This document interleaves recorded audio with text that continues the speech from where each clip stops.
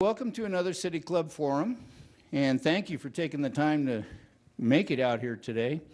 And I'm Larry Brame, Chairman of the City Club Board, and as most of you already know, City Club is a nonprofit corporation established for the express purpose, and I always read here from our bylaws, bringing the people of our community together to inspire and inform them on issues vital to all of us. We are entirely self-supporting. We meet once a month to learn from our speakers and to engage in discussions and the free exchange of thoughts and ideas. For those of you attending for the first time, our program format has us listening to each of our speakers. We then take a 10-minute break, what we call table talk, whereby each table comes up with a common question and selects one table member to be the questioner.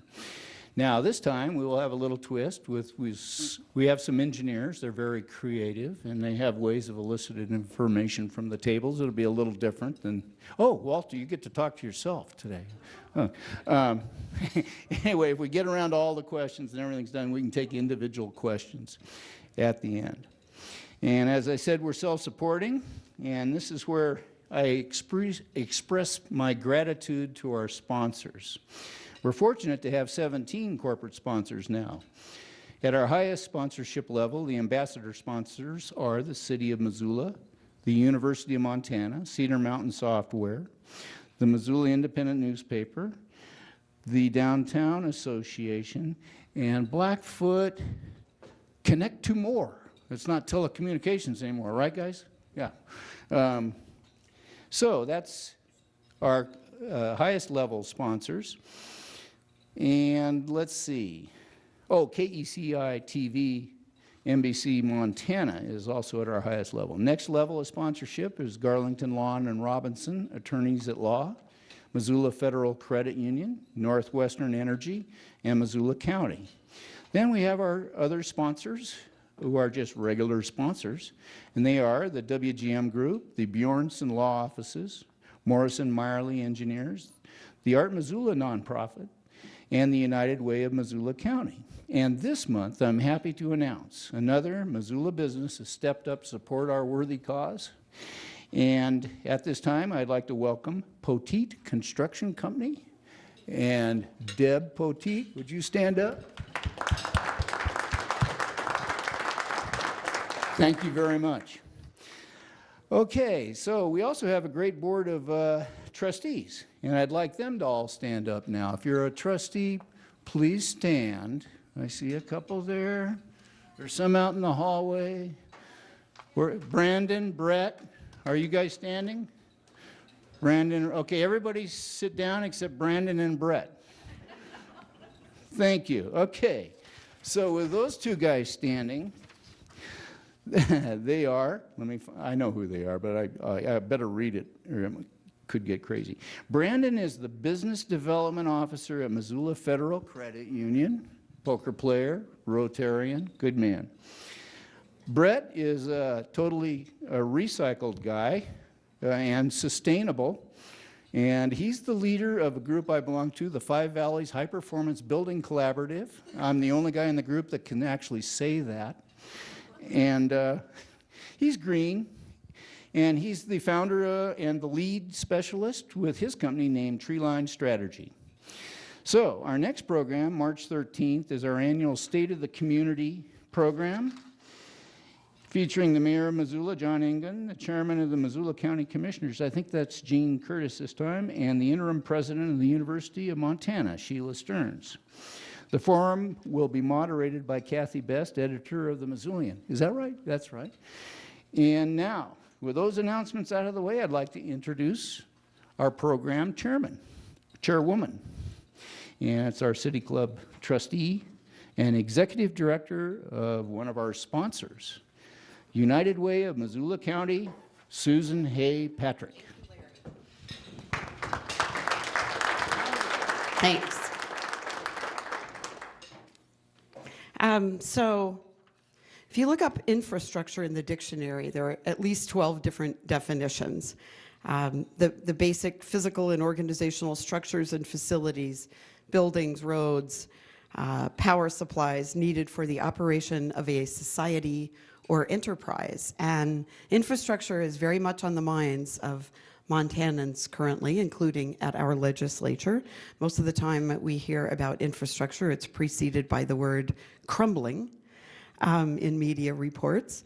The Montana Infrastructure Organization, in a recent report, estimated that over a third of major urban roads are in need of repair, 18% of our bridges need replacing, and the annual cost of Montanans driving on deficient roads is almost $800 million. And we can all look around our community and see infrastructure projects, water, sewer, bridge. You don't have to look very far. Right out here, the Madison Street Bridge, major infrastructure project. So we know that our state's infrastructure is rapidly approaching a critical state of disrepair. And here to shed a little light of hope, maybe, on that gloomy topic, we have two of our state's experts on infrastructure. Shane Stack is the Missoula District Pre-Construction Engineer for the Montana Department of Transportation. He's born and raised in Montana, has his bachelor's in civil engineering from MSU. He's worked for the Department of Transportation for almost 21 years and describes his job as delivering MDOT projects in the Missoula District on time and on budget.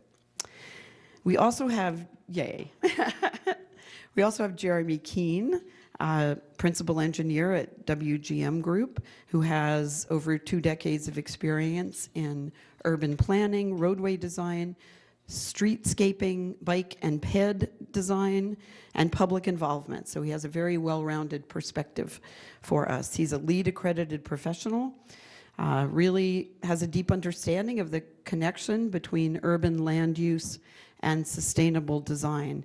He has managed many planning and design projects, including the North Reserve Scott Street Master Plan, the Southgate Mall Mary Avenue Extension, the Brooks and Door Lane Improvement Projects, the North Higgins Streetscape Project, the Whitefish Bicycle and Pedestrian Master Plan, and the Downtown Helena Master Plan.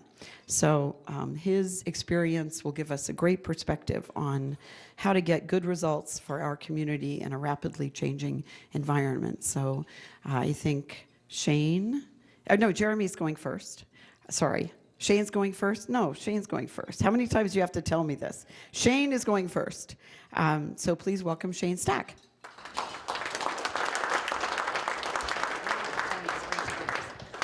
Thanks, Susan.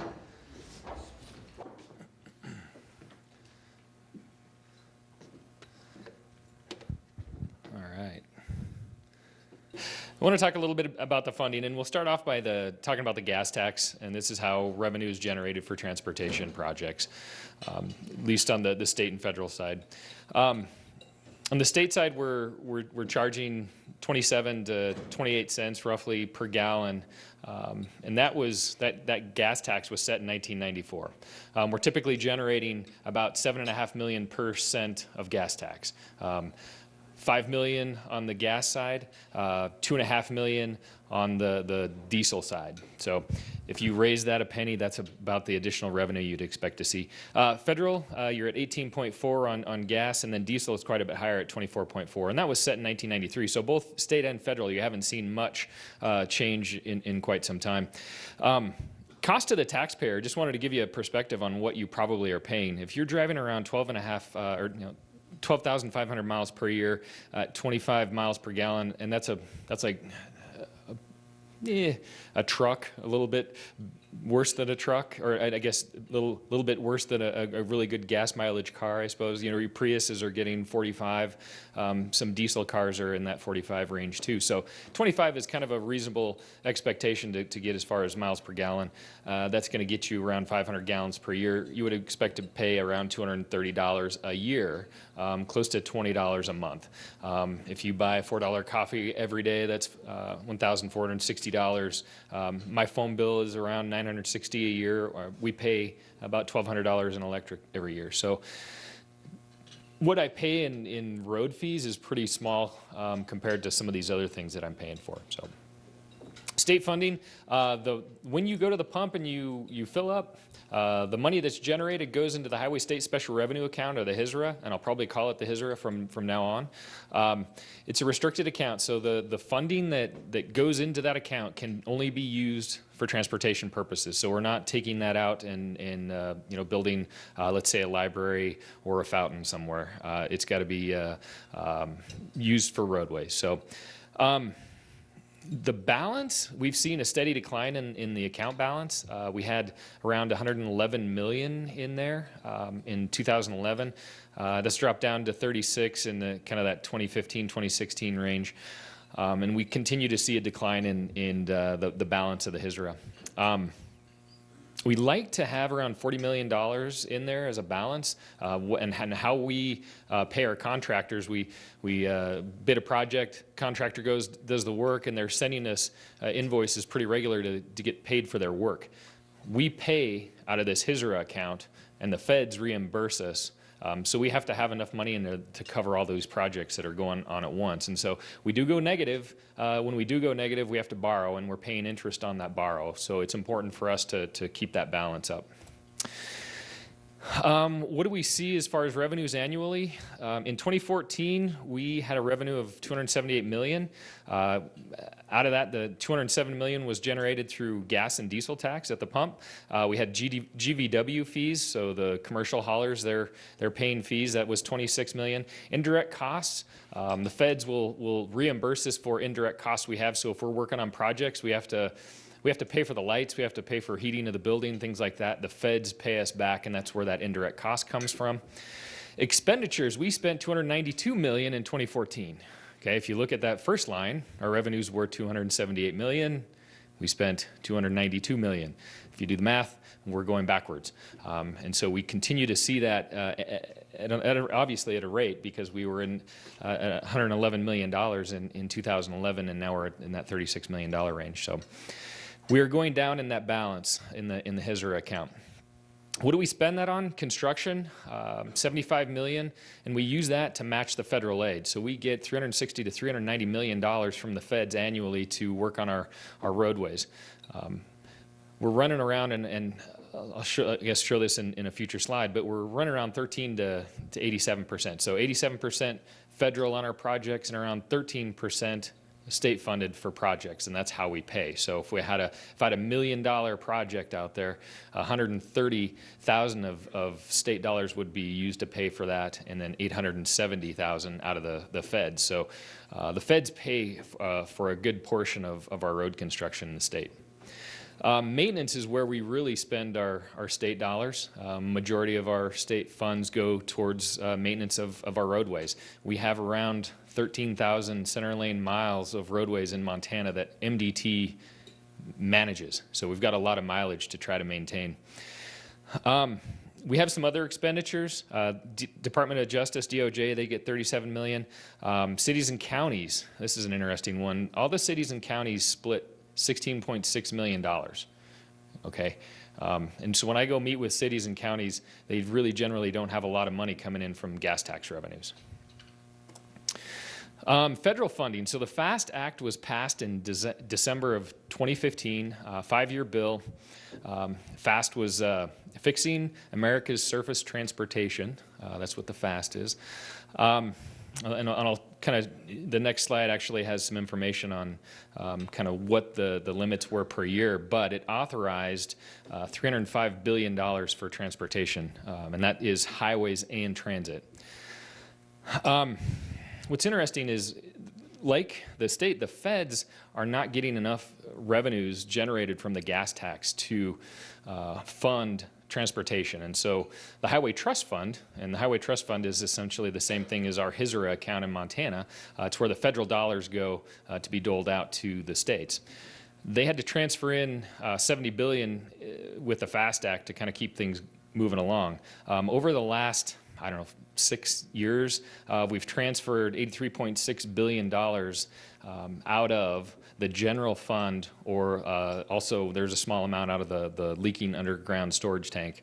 But for the most part, a majority of it was coming out of the general fund. So when you go and you're doing your taxes this year, part of that money that you're paying is actually going to be spent on transportation, which is, before 2012, we'd generally been funded through gas tax. So as a road user, you were paying for the road. Now, when you're paying your income taxes, now all of a sudden you're starting to have to pay for more of the road system. So out of that $305 billion in transportation, $226 billion roughly will go to highways. Okay, here's the number. Obviously, we spend a little over $40 billion plus or minus in highways right now, and that'll go up. And $8 billion in transit. Our annual revenues are $35 to $38 billion. And again, we're seeing this trust fund balance dip down. So what I wanted to show you with this was, if you look at the date where that red line really jumps up, and that's the highway trust fund account balance, in December of 2015, that's where they dumped in those extra $70 billion plus or minus. You can see this steady decline. It went from around $58 billion to 51, 52 billion in August. I checked this morning, and the balance is sitting at around 48 billion. So, in a little over a year, we've dipped down around $10 billion in the trust fund. So we're not able to sustain the amount of funding that we need to fund our transportation. So, the FAST Act, this is essentially what it authorized. In 2016, we were authorized to spend $43 billion, and you can see we kind of have a steady increase in the authorization.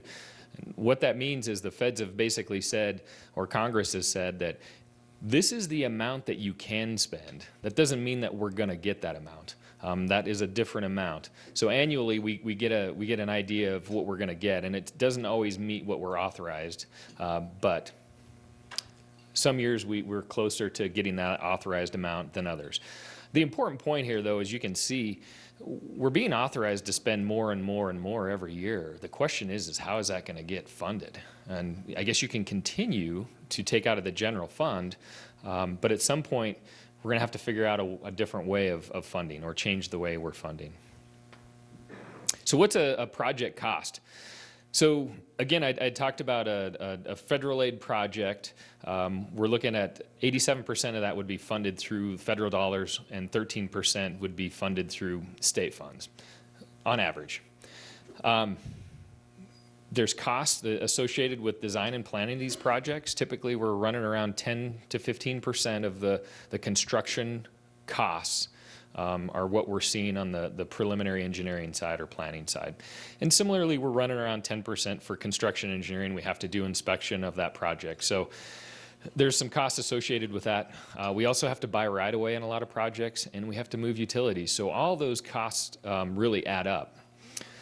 Construction, just to give you an idea of what construction costs, if we're going to reconstruct a piece of secondary highway, which is Mullen Road is an example of a secondary highway. That would cost us around $1.5 million per mile on the cheap end. Two-lane roadway to reconstruct, $1.5 to $3 million per mile. You start getting into four-lane segments in rural areas, you're $4 million to $5 million a mile. Russell Street is an example of an urban reconstruction. That's going to be kind of a $10 million a mile. So when you look at the cost of construction, it starts to come clear why we're not able to keep those balances in both the Highway Trust Fund and the HESRA accounts in a positive balance. Just a little bit about our district. We're the westernmost district, the Missoula district at Montana Department of Transportation.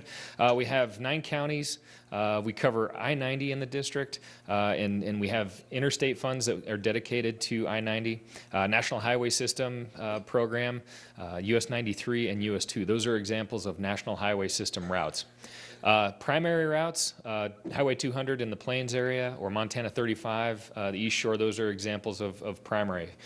So the interstate national highway system and the primary system, we manage in the district. We manage where those funds go and where what projects we're going to build.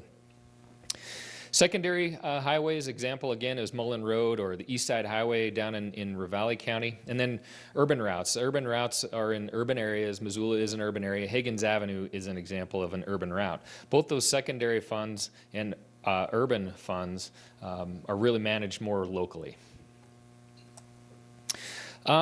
So I just wanted to kind of go over some of the projects in the area briefly, and then I'll maybe go into detail on a few of these. But Russell Street is coming up, the first phase of Russell Street, and I'll talk a little bit more about that. But it's a $28 million project.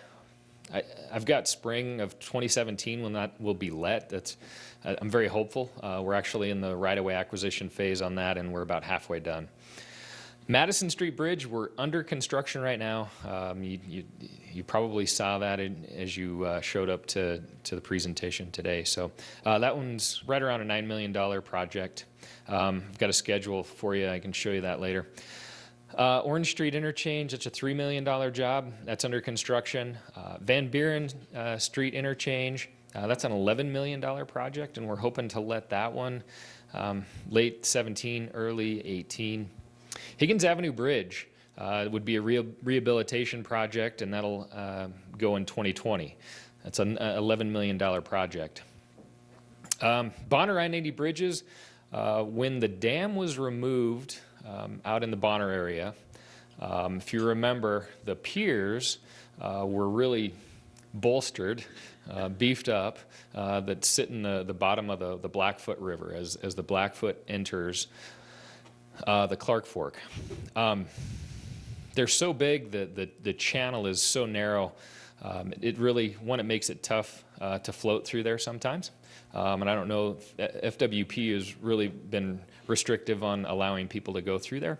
And there's also concerns about trout and fish passage through that area. So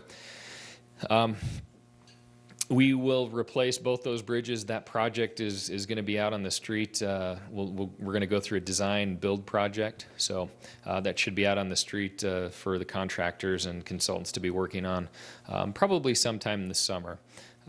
So that would be more than likely a 2-season job.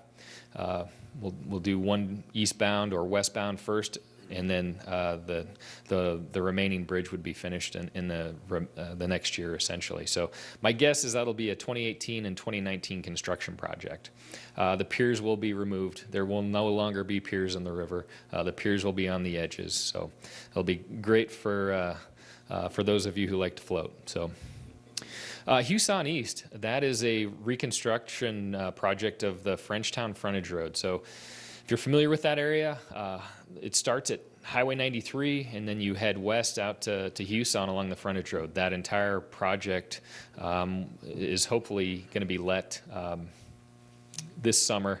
We're at about, I don't know, 80% of right-of-way completion on that. We had to buy 125 pieces of property to build that project. So we're at around 105 right now completed. So Frenchtown, east and west, that's a resurfacing project on I-90. So if you're familiar with the Frenchtown area, the concrete pavement, it's very rough. Was asked about it already today. So yes, we are resurfacing that roadway. We plan to let that, I think that's in an April let, so you should probably see construction this summer and then probably the following summer. We do have another project on the interstate. It starts at Van Buren, goes out past the Y, actually to the end of this Frenchtown east and west job where the concrete ends. That would be a resurfacing as well. We'll mill out the existing surface, repave. That's a $10 million job, plus or minus. And then finally, on Highway 93, north of Waldo Road, or that Frenchtown frontage road intersection, that will be widened to the base of Evero Hill. So there's a 4-lane segment of Highway 93 there. If you've ever tried to turn left, it's kind of a uncomfortable situation. So we'll be adding a 2-way left-hand turn lane there, so folks can safely make those left turns now. In total, we're looking at $136 million over the next several years just in the Missoula area alone. So we're spending in, some significant dollars building projects here. We'll go into a little bit of detail on a handful of projects. I wanted to cover Russell Street. This is just the typical section. You can see there'll be 11-foot driving lanes. We'll have a raised 6-foot wide bike lane here, and then 11-foot wide sidewalks. So the non-motorized portion is going to be pretty significant. So I don't know, this might be tough to see, but this is just kind of a plan view of the intersection of Broadway and Russell. We don't plan to do the full build with this first segment. There will be improvements to the intersection of West Broadway and Russell Street. This just gives you an idea of what the future build will look like. There's sidewalks, bike lanes, quite a bit more roadway capacity than in the past.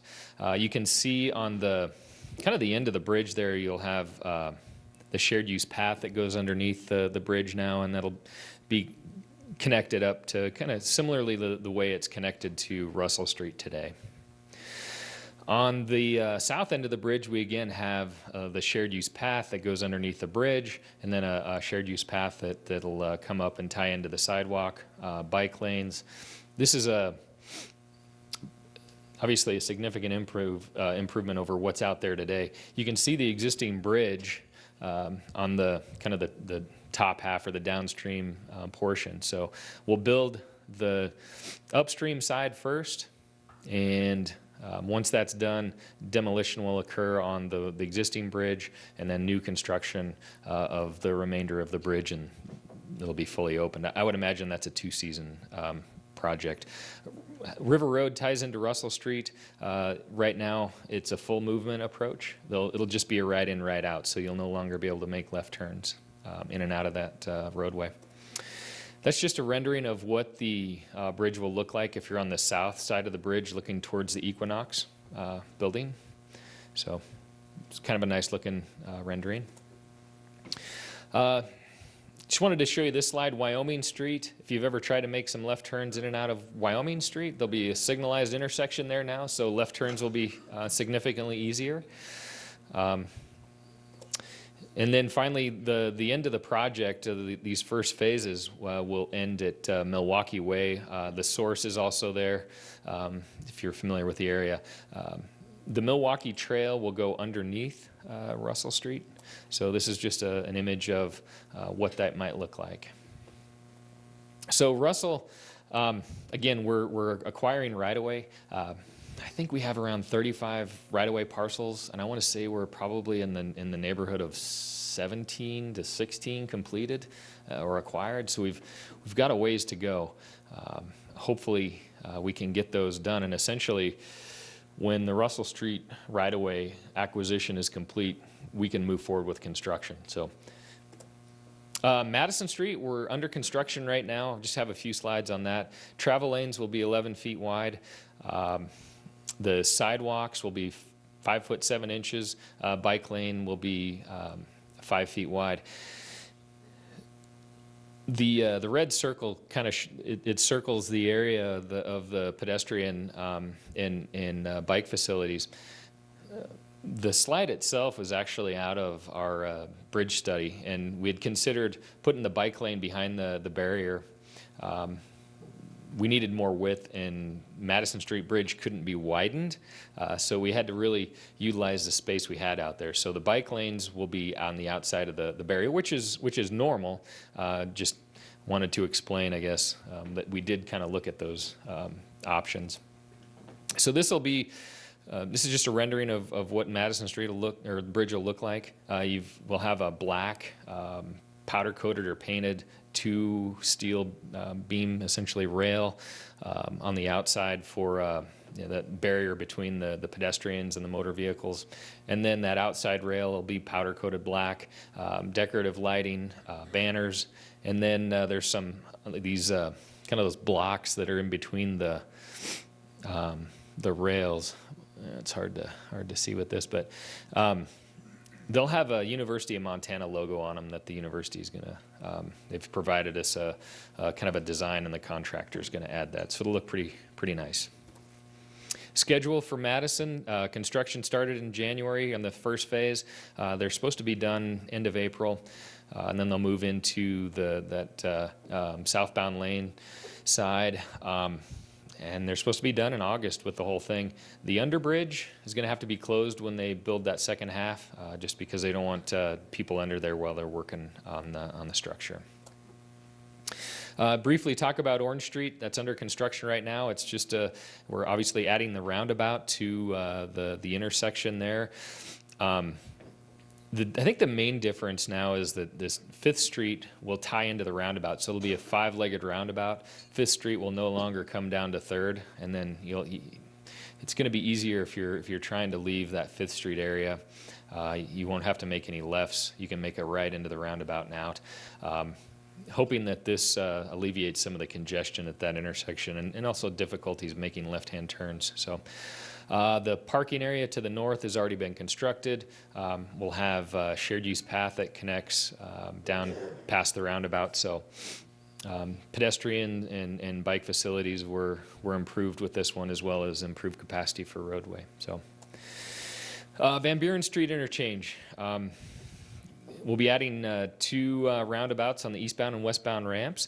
We'll construct a noise wall. It's going to be around 15 feet to 18 feet tall in different locations. The eastern side of the interchange will be improved on the interstate.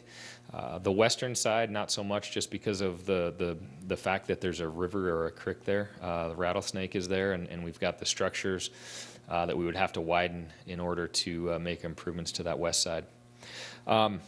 Bike ped facilities will be improved. Construction probably in 2018, estimated cost is around $7 million. This is just a quick overview of what that'll look like. They're single lane roundabouts, although if you are on Broadway and you want to turn left and head north on Van Buren, there'll still be 2 lanes northbound. One will get you right onto the interstate on the interchange. The other one will take you through the roundabout, or you can get on that eastbound on-ramp as well. You can kind of see several of the paths in the area. We've got 10-foot wide path here that'll run along the base of that westbound on-ramp along the park. That was an addition. We worked with the city on that because we were, interestingly enough, we're impacting these park areas. We actually own the park areas. We lease it to the city, but they are protected under, it's called 6F. So we had to do some mitigation, and part of that mitigation was actually adding these paths. Both sides, east and west side of the interchange, will have pretty wide sidewalks and shared use paths. So non-motorized will be improved significantly. This brown line you can see, that's actually the noise barrier, and that'll be, like I said, 15 to 18 feet tall. And if I had a longer time frame for presentation, I could really get into the details of what that looks like, but I'm hoping it looks sharp. So. Higgins Avenue Bridge, that's in 2020. We did a study back in 2014. Through that process, we're able to form a group to really look at the details of design of this structure. We've got a consultant on board starting design.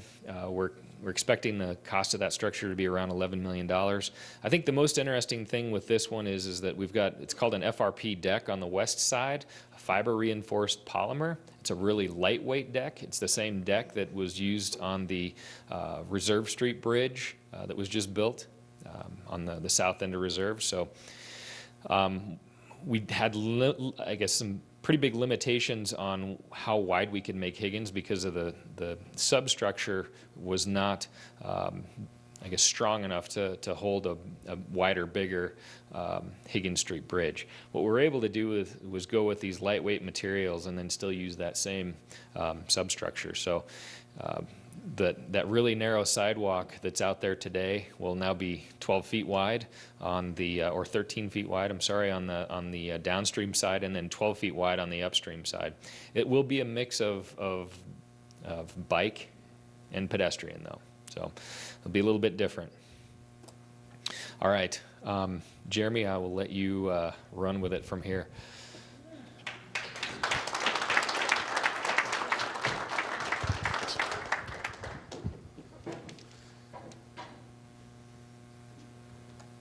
Okay, thanks, Shane. You know, a lot of good investment happening in Missoula in transportation and in other places in infrastructure too. And I think as, you know, Susan started out saying there's about 12 different definitions for infrastructure, what that actually means. And that's actually one of the difficulties in trying to fund infrastructure is I think generally everybody says, yes, we support infrastructure, but when you get down to brass tacks and try to fund it, what are we talking about? Are we talking about roads and bridges? Are we talking about schools and libraries?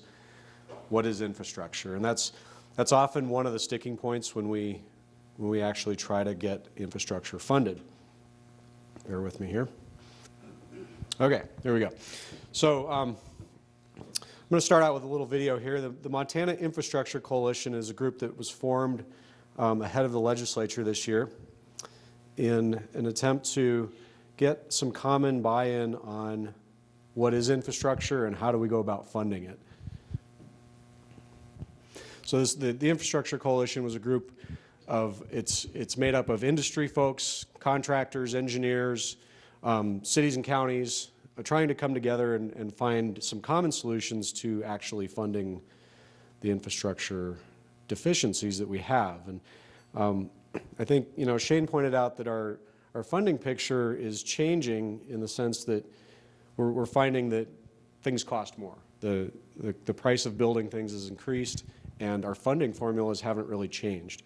We're still funding infrastructure much the same way we did 20 or 30 years ago. And so we're continually falling behind. And what we've seen nationally is, and at the state level, is kind of this policy, deliberate or not, of deferred maintenance and underfunding infrastructure.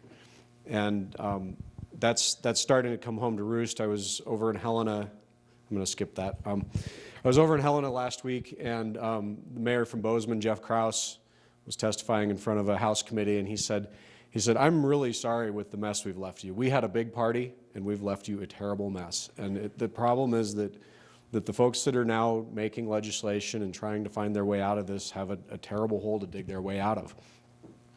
In 2014, the American Society of Civil Engineers put together a report for Montana, or an infrastructure report card.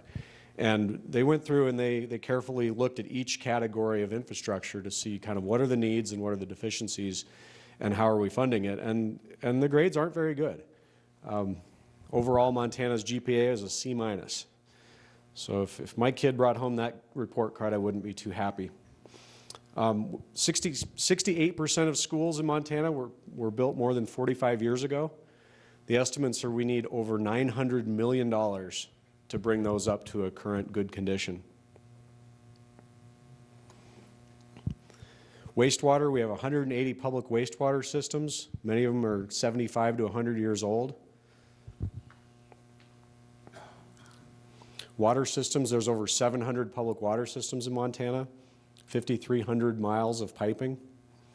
So the estimates for drinking water and wastewater are anywhere from 12 to 15 billion to bring those systems up to current standard or to fully replace those. Right now, we are funding about $165 million a year in water and wastewater. Dams, if you read the news this morning, Northern California, there's a city, they evacuated 180,000 people, I think, because of a dam that the emergency spillway was failing. In Montana, we have about 3,000 dams, mostly constructed between 1930 and 1970. 75% of them don't receive regular inspections. Transportation. Shane mentioned we have 13,000 miles of road miles of highway and primary roads that are maintained by the Department of Transportation. Statewide, there's 75,000 miles of roads. So that other 60,000 miles is all local county roads. And it's estimated that about 46% of those roads are in poor to mediocre condition, and 40% of the gravel roads in the state are in poor or failed condition. So statewide, the estimates are $14.8 billion to replace and maintain all of those roads, and we're currently only covering about 25% of that cost. And transit is something maybe we don't think about as a state in Montana, but currently only 17% of transit needs are being met. And you know, Montana is going to be one of the oldest populations in the country. And what that means for transit is more people will rely on transit to get around as they become unable to drive.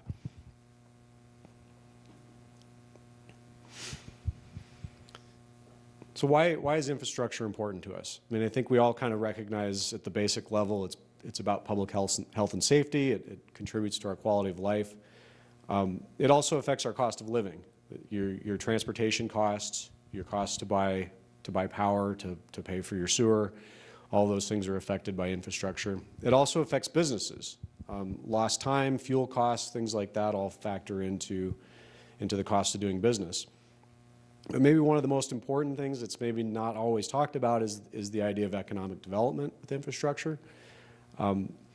We broke the record this year in Missoula for building permits, $250 million of building permits in 2016. That followed a large civic investment that we made in Missoula around things like parks, schools, trails, the library upcoming. And what you see in all places is that private investment follows public investment. So when we invest in infrastructure, the private sector will follow with investment in private buildings and companies and jobs and things like that. So it's really vitally important to our economy, and I think cities that do invest tend to be more successful.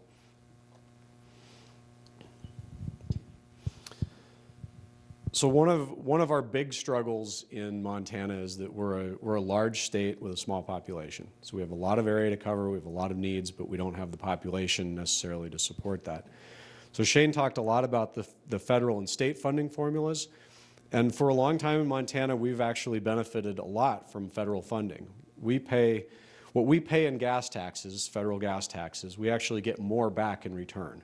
And I think that number has been anywhere from $1.20 to $1.30 for every dollar that we put in. So it's been a pretty good deal for us. But that, as you can imagine, is not popular with a lot of the states that pay more in than they get back. And so those formulas are always under scrutiny and always have the chance of changing.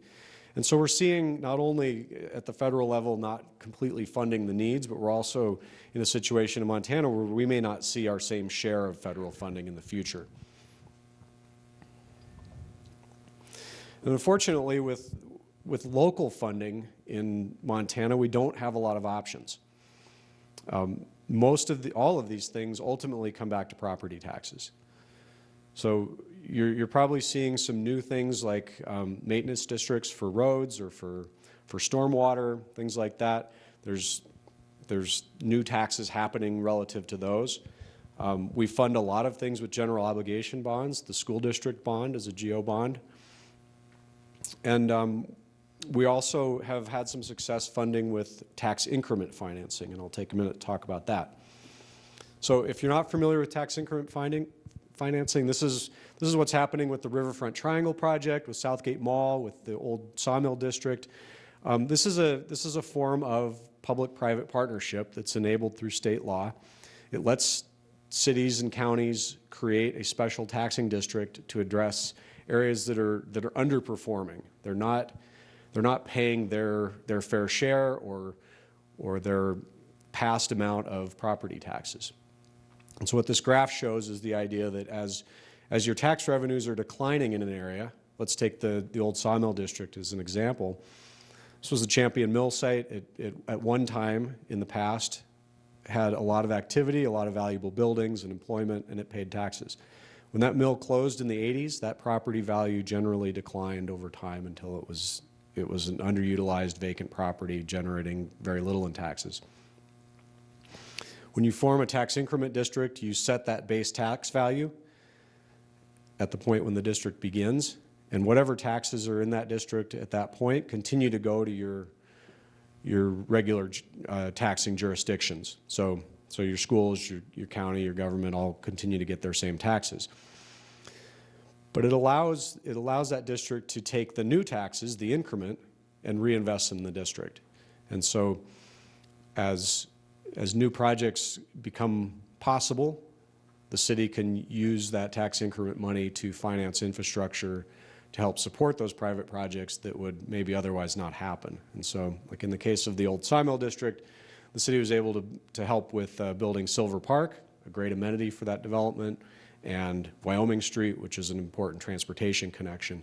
And those investments have helped to facilitate and incentivize the private side investment, which is happening now, and you see buildings starting to come out of the ground.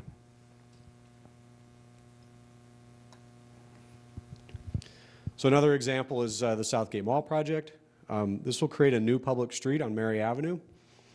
This was about a $7 million public funded project that leveraged a $71 million private investment. So for about every $1 of public money, you typically get about $10 of private investment with tax increment financing. So it's an important local tool.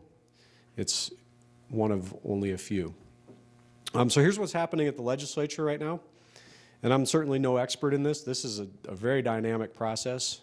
The governor has proposed a bill that's $292 million over 2 years. Includes about $175 million in bonding. This would primarily fund roads, bridges, water, and sewer, but it also includes some capital projects like Romney Hall at MSU, the Historical Museum in Helena, and a veterans home in Butte. And this is kind of where you start to get some of that controversy over what's infrastructure. Is the veterans home part of infrastructure? Is funding university buildings part of infrastructure? So this bill passed through a House Budget Committee, but they expect that it will see some changes as it continues to move on. And there's several other bills. These are a couple of bills that the Montana Infrastructure Coalition is following and supporting. The Bridge, Road, and Safety and Accountability Act. This would create a new funding source. 8-cent gas tax increase would bring $35 million to MDTs so that we can fully leverage our federal highway dollars. $2.75 million for highway patrol. This is something that's actually it's currently being funded through MDT and is taking away from our ability to match those federal dollars. And then $24 million would be passed down to local city and county governments to spend locally.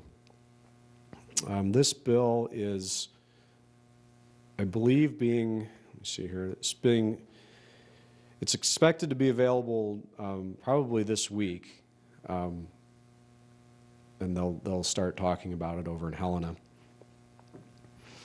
The second bill that's moving its way through is a Local Option Infrastructure and Property Tax Relief Act. So this is basically a local option sales tax.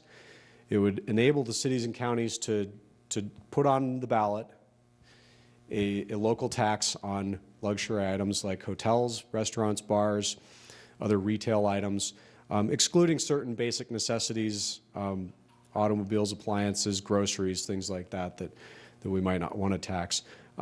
Maximum would be 4%, and a minimum of 10% will have to go to property tax relief. So this is something that's been used successfully up in places like Whitefish. They've had a local option tax for a long time. Right now that tax is limited to communities that are under, I believe, 5,000 population, and they have to be considered a resort area. So this bill would make that more widely available to other communities in Montana. Again, this bill should probably come out this week or next, and we'll be following that one as well. The third bill that we're following is a public-private partnership bill that will basically provide enabling legislation to create these public-private partnerships. And this is something that's done in other states. We haven't seen a lot of it in Montana, but it could be things like contracting out major utilities, wastewater treatment plants, things like that, where a private entity would build and operate it and maintain that public infrastructure. So it's a way of helping to find financing and share some of the risk in a major project like that. And this bill we expect to see probably the first week of March.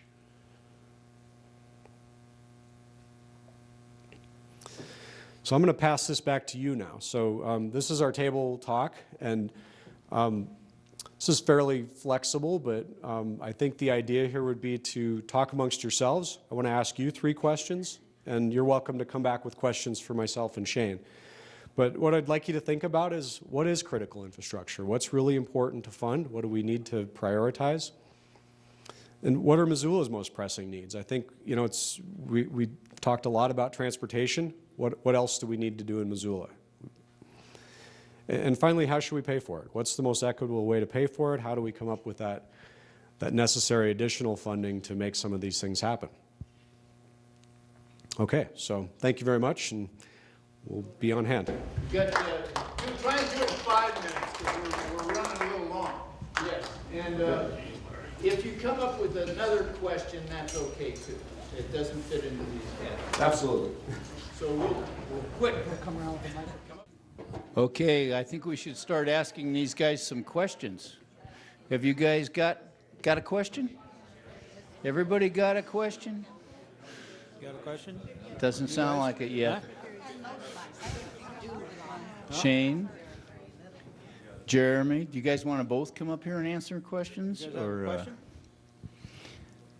So John, where's my microphone? Right here.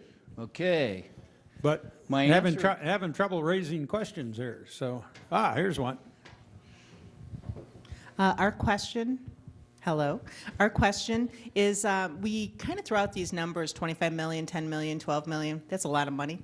How much of it stays local? How much is labor? How much is profit for engineering companies? How much is construction materials, things like that? Can you break it down? Any thoughts? Okay. So in a typical transportation project, typical road project, you're going to see about 20% soft costs. So this is a cost of developing the project, designing it, paying for an engineering firm, or paying for your overhead if you're the state to construct that project. So that's kind of a rule of thumb. It can certainly be more than that. See projects in the 30 to 40% range where you get into more complicated urban environments and difficult designs.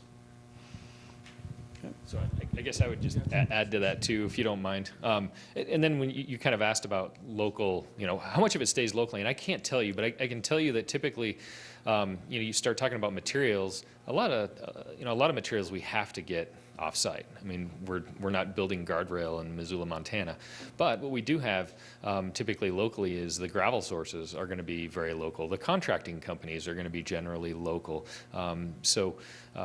Yeah, I don't know what the number is, but I can tell you that a lot of it's going to stay here. You done? Okay. Who's next? Oh, there we go. Of course, I started to eat something right before.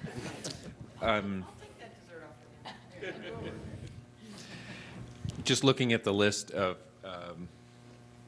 that Jeremy provided of where schools are and wastewater dams, et cetera. An observation that we had was that the items that are doing the best, transportation, transit, have existing funding streams to help them, whereas wastewater, dams, and drinking water essentially don't have a ready funding stream without creating a special improvement district or whatever. And so, frankly, I'd like to have good access to clean drinking water. And I would put that as number one and acknowledge that, yeah, it doesn't have this nice federal and state funding mechanism, but goodness, if we don't have drinking water, we're in trouble. That's one observation. The other is, just from both of your perspectives, what will be the impact on us in Montana if $1 trillion of infrastructure projects come out of Washington, D.C., flood the market nationwide, and drive up the price of the projects? Is that going to make some of our local projects inflation, rise so quickly that we can't afford to do what you just listed? Do you have concerns about dumping that much infrastructure projects on the market all at once? Yeah, I think that's a very valid concern. We're already seeing some price inflation in our current environment, so we have a lot of building going on, and we're starting to see construction prices go up. We went through a pretty nice period after the recession where things were fairly cheap. Contractors were hungry and they were bidding projects pretty aggressively. We're not seeing so much of that now, and I think you have sort of a limited supply of contractors, and their ability to react and grow is not instantaneous. So a big flood of money would probably cause some inflation. I guess I would agree that that's potential, and it would really depend if the Fed said we're going to give you the states $1 trillion to spend on infrastructure. A couple of things. One, how is that spent? Is a requirement that it has to be spent in the next 2 years? That's going to cause problems. If we can extend that out over 5, 6, 7, 8 years, that makes it easier. The other issue we're going to run into that I'm going to have a problem with is making sure that I've got the projects ready to go, because we're right now getting projects ready to be able to spend that 360 to 390 million a year in Montana. Boy, you put a big bump in the amount of money that we're getting. We're going to be obviously hiring a lot of consultants, but so it's good, good for them. But it puts a lot of pressure on the pre-construction side as well as the construction side. So there's a lot more than just the construction. I'll just add one thing. So the other thing that really needs to happen is to have funding sustainability. So Shane pointed out this problem of it's really hard to do projects when your funding is doing this all the time. And so these one-time injections of money are good, but they don't really give you that stability you need to do long-term planning for projects and staffing, and the contractors can prepare. So our table favored a gas tax increase. Is there any likelihood of that happening anytime soon? Your guess is as good as mine. I think while everyone supports infrastructure, nobody likes tax increases. And there's, no matter how you slice it, somebody's got to pay for it. And I think, a gas tax is a great user tax. The more you drive, the more you pay. So it's kind of a direct, especially if it's funding roads. But it's also a regressive tax. It tends to hurt people that have lower incomes more. So people are reluctant to do that. The sales tax, the local option sales tax, has been used really effectively in places like Whitefish and West Yellowstone. They've been able to accomplish a lot at the local level, and I think they've shown that those have really good returns. We have about 1 million people in the state, and we get 10 million visitors. So we're missing out on a huge amount of revenue that people come and they use our roads, they use our facilities, and they don't pay for them. So there's an argument for trying to capture a little bit of that. Okay, now we're in favor of that at our table. We want toll booths at the border.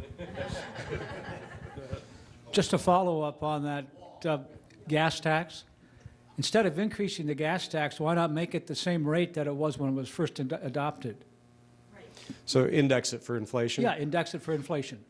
That's been talked about, and in fact, some of these bills have proposed an adjustment for inflation so that we don't have this problem going forward.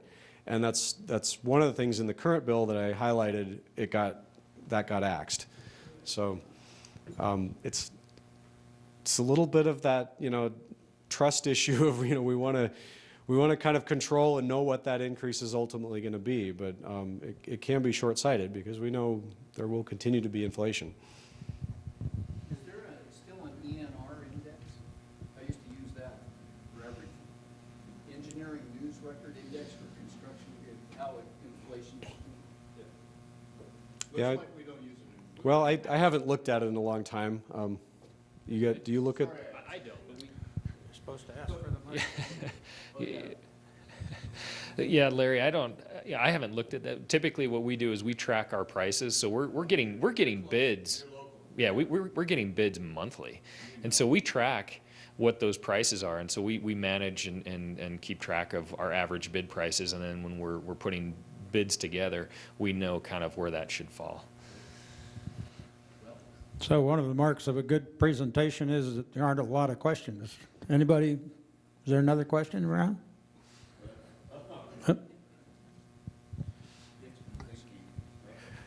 What is your rationale behind the construction of the roundabouts at Van Buren and the freeway on-off ramps? Good question. So this started back in probably the mid 2000s. We at the DOT, the district office, at that point in time, if you remember, before we had the crash, there was a lot of growth in the area, and one of the concerns we had was, what's our interstate going to look like in 20 or 30 or 40 years? And should we be doing something now to plan for that in the future? And so we had a couple phases. One phase was just doing some analysis of where are the deficiencies on the interstate. And we looked at basically the Missoula area. It was from Bonner out to the Y. And what we found was that the interstate was going to do pretty well. We had a few interchanges, though, Orange Street and Van Buren, that were under capacity. So the next part, phase 2, was how do we solve that problem? We had multiple public meetings, lots of input from the public. What we were told by the public overwhelmingly was we want a single lane roundabout. Okay, so we can go back and I can show you the history of all the comments we had. And so now we're in the process of constructing those. So obviously, it's been a while in time since we've been working on that, but the public at the time was really interested in roundabouts. So. Putting aside what I said before about $1 trillion coming out of Washington, D.C., it seems like in general the attitude in D.C. is that there's going to be less money for everything. No money for education, less money for health, et cetera. You would assume that somewhere in that mix is less money for infrastructure. So what are we doing to prepare for doing more with less, and what are we doing to take care of the infrastructure we already own?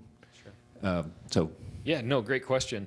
So I think I can speak for what we're doing, and I don't know, Jeremy, if you have any thoughts, but so over the past several years, what we've been doing is trying to cut costs and cutting how we do business and the expense of how we do business first. And there are some negatives to that too, though. One of the strategies we've used is if somebody retires, we really take a hard look at that position and say, do we really need that, and can we do without that position for a while? And sometimes that can hurt you too, because I can tell you from experience where somebody retires and then I have a question and that's their area of expertise, and we're trying to get something done.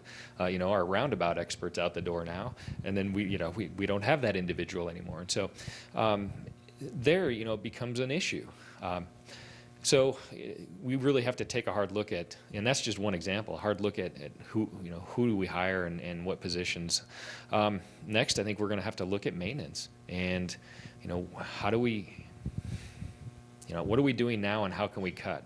So we have a really high level of service when it comes to maintenance. A lot of times our roads in the wintertime are bare and dry or bare and wet. There's not a lot of times where you're running on ice, and if you are, it's not for very long.